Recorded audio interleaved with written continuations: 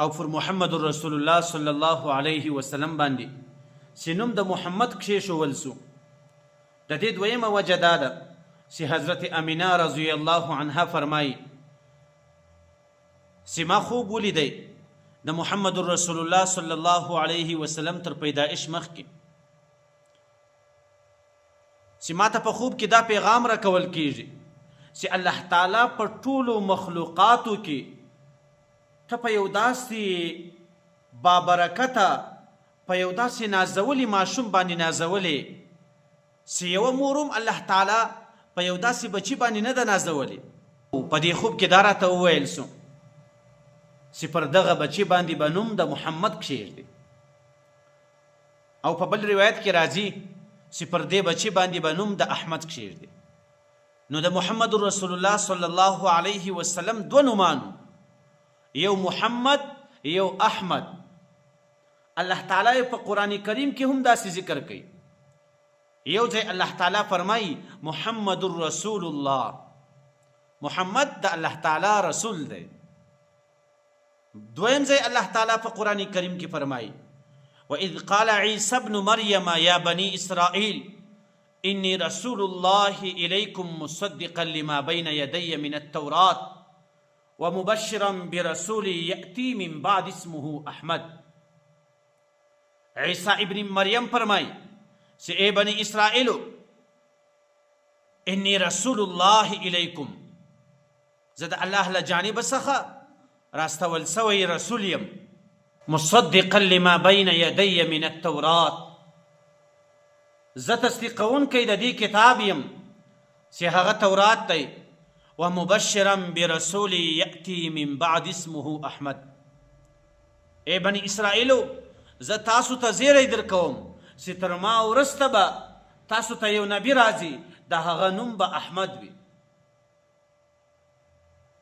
نو د محمد رسول الله صلی الله علیه وسلم دوه نومان، یو محمد یو احمد. الله تعالی و حضرت امینه رضی الله عنها ته وحی وکړه، او داسې و عبدالمطلب چې خوب ولیدی د محمد د نوم ایښېدو وجه دا وله، لکه څنګه چې عبدالمطلب په خپلو ټولو زامنو کې د محمد رسول الله د پلار نوم چې عبدالله دی، داسې ښایسته نوم باندې کښېښوی چې په ټولو نومانو کې تر ټولو بهترین نوم چې دی هغه عبدالله دی. ځکه د الله رسول فرمایي چې الله تعالی ته محبوب نومان چې دی هغه یو عبدالله بل عبدالرحمن دی. نو هلته هم عبدالمطلب ته الهام سوی و د دې نامه، د محمد رسول الله په پلار باندې هم هغه نوم کښېښوی چې هغه نوم تر ټولو بهترین نوم اوسي عبدالله. عبدالله ولې بهترین نوم دی؟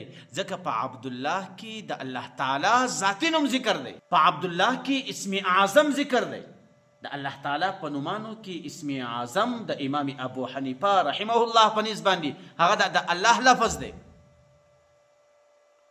نو د ده د پلار چې کوم نوم دی هغه هم تر ټولو بهترین نوم، د هغه الهام هم عبدالمطلب ته سوی دی، او پر محمد رسول الله چې نوم د محمد دی د دې الهام هم وده ته سوی دی، او داسې د ده و مور ته په خوب کې ویل سوي دي. الله تعالی په قرآن کریم کې دغه دوه نومان ذکر، او داسې په مسلم شریف او بخاري شریفه کې له جبیر بن مطعم څخه یو روایت را نقل سوی دی. دی فرمایي چې د الله رسول فرمایل چې زما پنځه نومان دي، یو محمد او دویم احمد، دریم نوم ماحی، څلرم حاشر، پنځم عاقب. محمد څه معنا؟ د محمد معنا ډېرې معناګانې دي، یو معنا به ذکر کو. محمد معنا د شو صفاتو خاون، الله تعالی د کمال ټول صفات په محمد رسول الله صلی الله علیه وسلم کې راجمع کړي، نو ښه صفات درلودونکی انسان. او د احمد معنا، احمد معنا چې په ټولو مخلوقاتو کې چې د الله تعالی زیات حمد ویلی ده هغه محمد رسول الله ویلی. ځکه په ټول مخلوق کې تر محمد رسول الله زیات حمد الله تعالی یو چا هم نه دی ویل.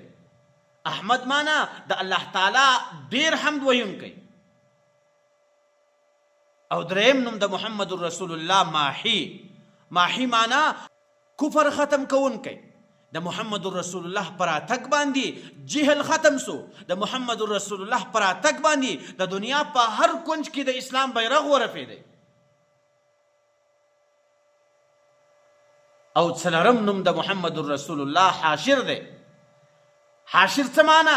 حاشر معنا مقتدا، حاشر معنا پیشوا، چې ټول خلق به په ده پسې پسې وي. په ورځ د قیامت به له قبر څخه اول محمد رسول الله راپورته کیږي او د ټولو دپاره به مقتدا او پیشوا محمد رسول الله وي. پنځم نوم د محمد رسول الله عاقب دی. عاقب څه معنا؟ امام مالک رحمه الله فرمایي خاتم النبیین. په محمد رسول الله باندې د نبوت سلسله ختمه سوله. دی تر ټولو اخرنی نبی دی. تر ده وروسته به بیا بل نبی نه راځي دنیا ته. نو دا د محمد رسول الله پنځه نومان. نو موږ تاسو ته پکار ده چې موږ تاسو باید سیرت واورو، په سیرت باندې ځان خبر کو. د محمد رسول الله په نقش و قدم باندې دا پاته زندگی تیرو. دا به ډېر د افسوس خبر وي چې موږ تاسو ته د فلمانو مشران معلوم دي. خپل نیکه، خپل جد و برجد، د هغو ټول تاریخ را معلوم وي، د خپل قوم سلسله ټوله را معلومه وي، لیکن د محمد رسول الله صلی الله علیه وسلم په زندگی باندې نه یو خبر. نو ان شاء الله العزیز موږ تاسو به دغه سیرت اورو او دا سیرت به راسره یادوو. د دې په برکت باندې به الله تعالی و موږ تاسو ته د محمد رسول الله شفاعت را نصیب کړي.